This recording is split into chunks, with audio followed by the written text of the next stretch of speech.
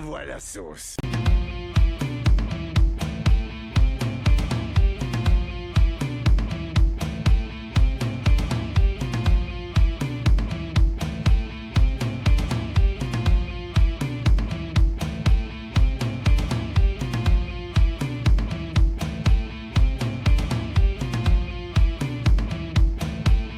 Bonjour à tous, c'est Tom Ross. Aujourd'hui, on se retrouve pour parler du film Joker, Folie à deux. Et oui, film qui fait quand même parler de lui, parce que le premier film a fait 1 milliard quand même. Donc, tu fais une suite, évidemment, ça fait parler, tout le monde va le voir, tout ça. Enfin, tout le monde, toutes les critiques vont le voir, parce que les gens non. Parce que le film, apparemment, le film commence très mal au box-office. Apparemment, il fait un bide, de ce que j'ai entendu. Il a rapporté que 120 millions de dollars pour un budget de 200 millions. C'est vrai qu'en une semaine, c'est quand même pauvre pour le film que c'est. Après, est-ce qu'il fallait vraiment mettre 200 millions de dollars? Pas sûr. Vu que le premier film n'avait coûté que 50 millions de dollars, il avait fait 1 milliard. Et alors, je vais d'abord donner mon avis sur le premier film, Joker. Joker, le numéro 1, je l'aime bien. Je trouve que ça a bien développé. Et pour moi, un 2 n'était pas utile. Donc forcément, aller voir le 2, presque vraiment c'était utile. Je suis pas vraiment sûr de ça. Donc, dans cette vidéo, on va voir qu'est-ce que j'ai pensé de la suite. J'ai comme la désagréable impression qu'on ne donne pas aux gens ce qu'ils veulent. Tu as raison. Là, on va leur donner ce qu'ils veulent.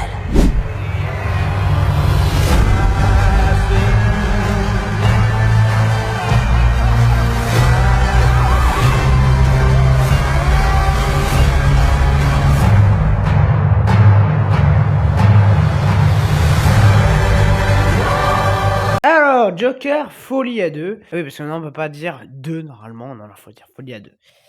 Donc, il y a beaucoup de choses à dire. Premier film était bien parce que il y avait un passage musical et encore, c'était vraiment... Enfin, le film était cohérent avec le personnage. Et c'est-à-dire que le développement qu'on en faisait, ça respectait l'univers Batman. Mais est-ce que ce film Joker 2 respecte vraiment le personnage? Non, en fait. Pour moi, ça part... Enfin, il y a des bons trucs dans ce film, parce que tout le monde dit c'est de la merde, c'est blablabla. Ah non, c'est pas non plus la pire merde que j'ai vue de ma vie. On va être assez d'accord là-dessus. En fait, le développement qu'ils en font, alors je reviendrai plus en partie spoiler aussi à la fin, sur la fin, tout ça. Mais en fait, le Joker en soi, qu'on va voir, parce qu'il est... Comment ça va se passer en prison jusqu'à son jugement, en soi, c'est pas mauvais. Qu'on rajoute Harley Quinn, c'est une bonne idée. Après, il faut quand même la développer, parce que là, le personnage n'est pas développé, on va pas se mentir. J'ai trouvé ça assez dommage que le personnage ne soit pas développppé, d'Harley Quinn, parce que, bah, c'est quand même un personnage important, voilà. Mais bon, surtout moi, le problème avec Harley Quinn, voilà, on va faire problème par problème. Donc comme j'ai dit, la base scénaristique, c'est sympa, enfin, je comprends là où il voulait en venir sur le truc on va raconter comment ça se passe, le procès Joker machin. L'idée me plaît moi, hein. Moi, je me dis: «Ouais, c'est une bonne idée». Ça, c'est une bonne idée pour une suite parce que, bah, voilà, on aurait pu faire un film de tribunal américain. Parce que c'est vrai qu'on voit tout le temps des films tribunaux français. Alors c'est pas que j'aime pas, hein, il y a le film que j'ai pas vu encore, mais il y en a d'autres, hein. Il y a Anatomie d'une chute, il y a machin, voilà, on fait beaucoup de films de procès en France. Mais c'est vrai qu'en Amérique, il y en a pas beaucoup et je m'étais dit: «Attends, ça pourrait être super intéressant s'ils nous faisaient ça». Mais évidemment, c'est pas ça qui est fait. Non, parce que Todd Phillips, connu pour le premier Joker donc et surtout aussi la trilogie Very Bad Trip, le mec nous fait là une comédie musicale. Et là, moi, c'est vraiment un problème parce que j'ai rien contre les comédies musicales et il y en a quelques-unes que ça me gêne pas de voir, genre Charlie et la chocolaterie. De Tim Burton, je précise. Et si ça me gêne pas de voir, c'est parce que Tim Burton a l'intelligence de pas les mettre pour les mettre, de les mettre pour expliquer méchamment comment l'enfant s'est fait piéger. Comment il a réussi à se faire piéger. Le tel gosse a réussi à se faire piéger. Et c'est ça qui est intelligent. Et c'est que c'est en chanson, mais presque c'est une excuse que c'est en chanson. Pas forcément ça, mais par exemple La Land, c'est utile, c'est hyper bien chorégraphié, tout ça. Là, je vais être honnête, et ça va aussi dans la réalisation et le montage, les scènes musicales, presque pas de chorégraphie, quoi. C'est un truc, tout le monde peut faire ce qu'ils font. Il y a pas c'est pas La La Land où au moins tu as la première scène, c'est un immense plan séquence, ça plante le décor, point. Non, là, c'est tout flan, c'est tout mou, c'est pas intéressant. Voilà, c'est, 3 pauvres scènes à la con, puis c'est vraiment des passages musicaux pour tout et puis alors les musiques qui s'enchaînent. Alors là, ils sont forts. Des fois, tu as des 10 minutes où le scénario est en pause et que tu tapes une musique, puis après une autre chanson, puis une autre chanson. Parce qu'en fait, le problème qu'il y a, c'est qu'on va mêler plusieurs trucs. La réalité et surtout la tête du Joker. Comment ça se passe à l'intérieur de la tête du Joker. C'est un truc de malade, quoi. C'est le bordel. Le récit est bordélique. Tu sais plus qu'est-ce qui est la réalité, qu'est-ce qui l'est pas. Alors bon, je suis pas teubé non plus, donc j'ai réussi à comprendre. Mais c'est des fois, tu une chanson, par exemple, dans la prison, puis direct après, tu vas avoir une chanson dans une rue, tu te dis: «Ouh là, bon ça c'est dans sa tête». Puis après, tu vas revenir à la prison, puis après tu vas avoir un autre truc. Enfin, c'est tout le temps ça. Et puis alors, moi, ce qui me gave, c'est ces phrases qui commencent normalement et que tu vas finir de raconter ce que tu racontes en phrase en chanson. Alors ça, moi, ça me gave. Pour moi, c'est ou ce que tu as à nous raconter, tu le fais en chanson, ou alors tu le fais, heu tu le fais dans un dialogue normal, mais tu fais pas les 2 à la fois. Voilà. Et d'ailleurs, moi j'ai vu d'autres films qui faisaient des choses comme ça, comme Emilia Pérez. Pour moi, ça dessert le film. C'est pas bon. Foot pour combler, foot parce qu'on sait pas quoi mettre et qu'il faut faire un film, parce qu'on peut-être qu'ils j'en sais rien, hein, peut-être que pour Joker, ils ont dit: «Bon écoute, tu fais un film qui fait au moins 2h10, on te paye, et voilà, on te rend un supplément». J'en sais rien de comment qu'ils ont fait, mais enfin, je sais voilà. Et puis bon, même le réalisateur, j'ai l'impression qu'il s'en fout un peu de ce qu'il nous raconte. Tu sens que le mec, en fait, il avait rien à nous dire. C'est dommage parce que comme j'ai dit, le truc de procès, c'est plutôt sympa le concept. Mais tu fais pas comme ça, quoi. Enfin là, c'était vraiment très, très mal foutu. Donc ça, c'est une bonne idée, le truc de procès, mais il faut qu'il reste ce qui va. Alors moi, le pire, c'est donc comme j'ai dit, comédie musicale, parce qu'il y a au moins 30 minimum dans ce film, il y a 30 minutes de comédie musicale.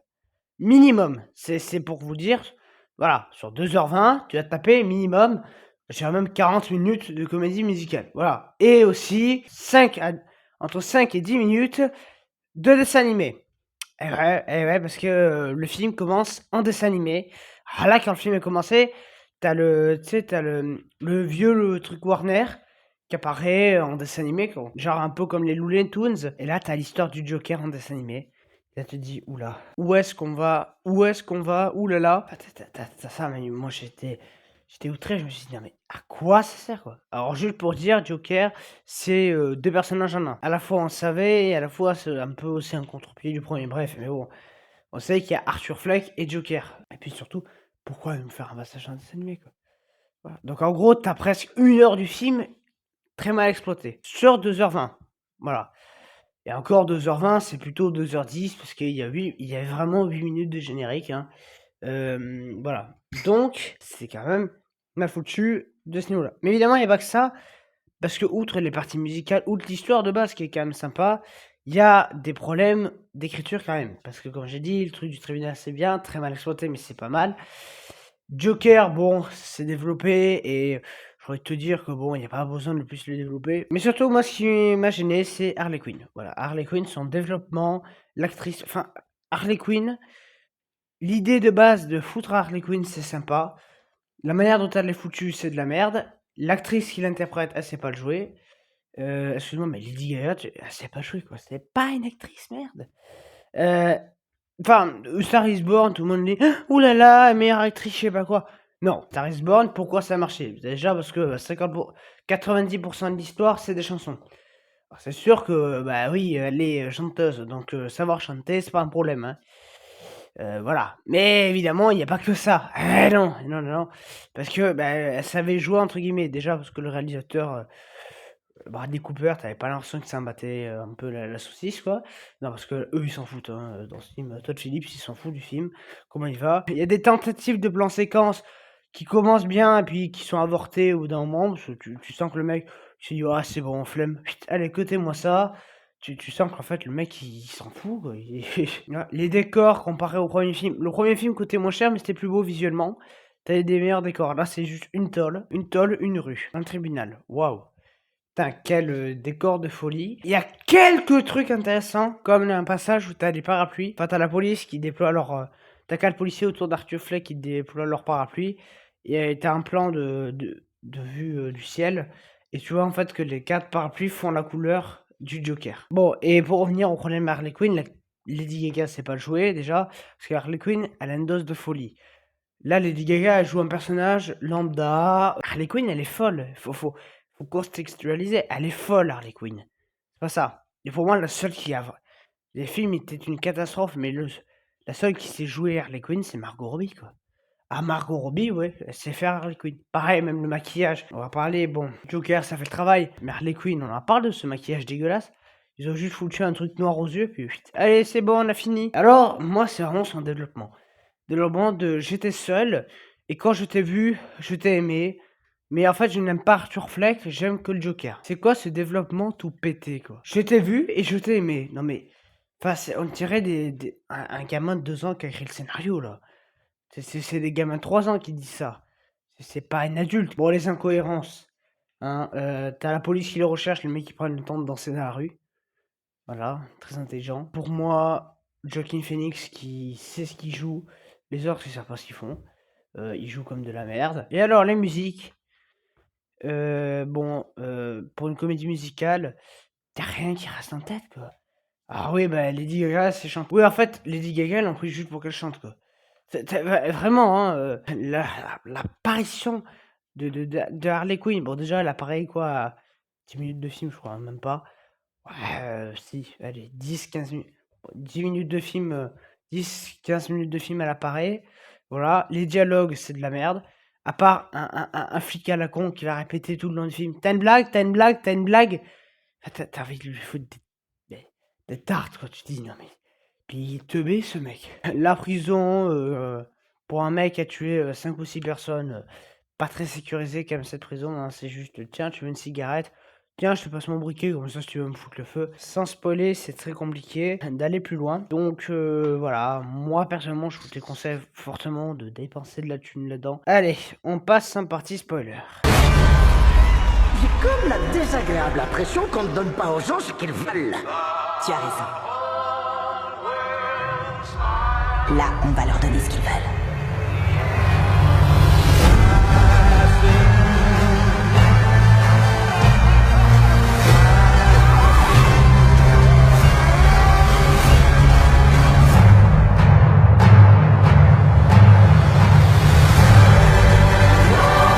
Alors, partie spoil. Bon, je vais juste revenir sur le scénar. Moi, c'est la fin que je veux parler. Qu'est-ce que c'est que cette fin de merde, entrechoutée de plusieurs trucs? Voilà. Parce qu'en fait, la fin, c'est quoi? C'est donc voilà, le tribunal pète, Arthur Fleck s'évade, donc il se fait rattraper par quelqu'un et puis finalement il descend de la voiture, il court dans la rue, tout ça, puis il est reconduit en tôle et en fait à la fin, il est dans un couloir et quelqu'un va le buter. Mais au moment où la personne arrive près de lui, il y a une chanson qui se lance, je sais plus quoi, et pouf, tu vas encore une 150e fois dans la tête de Joker, où tu vois Joker et Harley ensemble. Ouh là là. Et ouais, là ils font un show, il a dit c'est ta fin. Ah, elle fait genre, elle a un couteau alors qu'elle n'en a pas. Donc lui il meurt sur scène, comme si c'était un drame grec ou je sais pas quoi. Puis en fait non, il meurt vraiment dans la vraie vie. Ah, le film se termine comme ça. Tu le vois lui par terre, puis sans mort par terre, et puis vite, fin. Alors là je me suis dit, il y a vraiment un problème scénario, quoi. Ah, parce que là, c'est catastrophique. Même la fin, il faut qu'on le foute dans sa tête. Voilà. Et puis donc aussi, cette relation avec Harley Quinn qui, à la fin, se pète parce que, ouais, mais moi, je n'aime pas Arthur Fleck. Moi, je n'aime que Joker. Voilà. Ridicule. On revient au développement expédient de 2 et qui est très mal développé. Donc cette fin minable. Parce qu'elle est vraiment minable, quoi. Hein, de je meurs comme une merde. Et je mets donc à ce film la note de 0 sur 10. Donc, non, pour moi, c'est vraiment une daube. C'est dommage. Moi, j'aurais eu envie d'aimer le 2. Parce que j'avais aimé le premier. Je voulais aimer le 2. Mais ça passera pas. Je l'aime pas. J'ai beau faire les efforts du monde. Je n'aime pas ce film. La fin, elle est minable. Tout comme l'entièreté. Voilà. Et donc, moi, je vous dis à bientôt. Salut.